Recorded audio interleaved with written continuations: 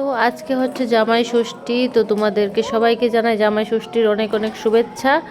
তো এদিকে দেখো আমাদের বাজার হাট চলে এলো, আর এদিকে এসে ইলিশ মাছ, জামাই ষষ্ঠী বললে কথা, ইলিশ ছাড়া তো হইতোই না। এদিকে দেশি মোরগ মাংস। মা আজকে ষষ্ঠী উপলক্ষে কিতা কিতা রান্না? তেলকুই, তারপরে চিংড়ি মাছ, ইলিশ মাছ, ইলিশ মাছ দিয়ে কিতা রান্না? শসা আর হলো দেশি মুরগ, দেশি মুরগের ঝোল। আর ধনে আর এদিকে তারা করতেছে ষষ্ঠী তৈয়ারি। তো এদিকে দেখো মা সব কিছু কাটতে টাইটে রেডি করে লইতেছে, আর এদিকে রান্নাও বসাই দিয়েছে। তো রান্না টান্না তাড়াতাড়ি শেষ করে আবার ষষ্ঠী নিমু। তো এদিকে দেখো মা শস্যগুলি বাইটে লাইতেছে, যে যাই হোক না কেন বাটার রান্না তো অন্যরকম, খাইতে খুব টেস্ট।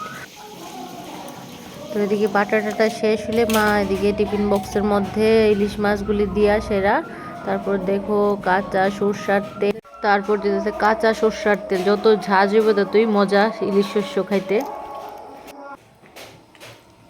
আর আমার কাছে তো ইলিশের শস্য রেসিপিটাই সবচেয়ে ভালো লাগে। আর তোমাদের কার কার কোন রেসিপিটা ভালো লাগে ইলিশের একটু কমেন্টে জানাইবা।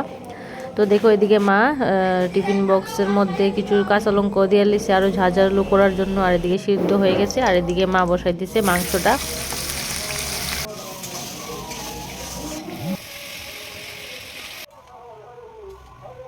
এদিকে রান্নাবাড়ি প্রায় শেষ। এদিকে চিংড়ির রেসিপিটা মা যেটা করছে, চিংড়ি মাছ ভাজা আর তারপর পেঁয়াজি ডিমের, আর এদিকে ইলিশ মাছের কিছু ভাজা আছে।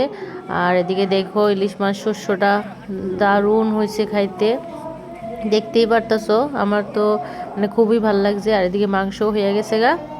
তো এবার আমরা দেরি না করে ষষ্ঠী পূজায় চলে যাই।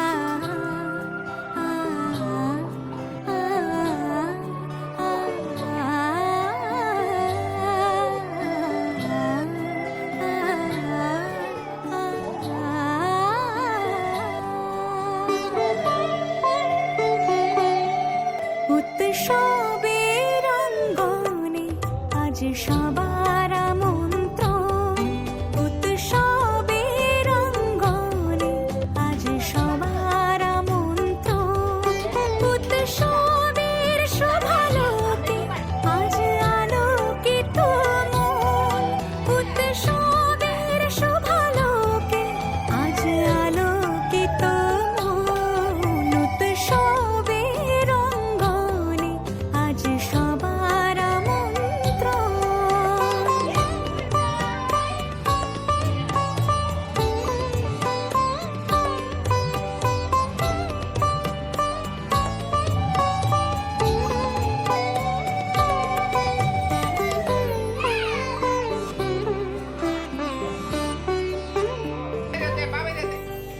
ধর্ম বর্ণ কিবা বয়সে সীমানা ছাড়িয়ে আজি প্রতি গৃহ কোন পর স্বজন নব সাজে ওঠে সাজিয়ে।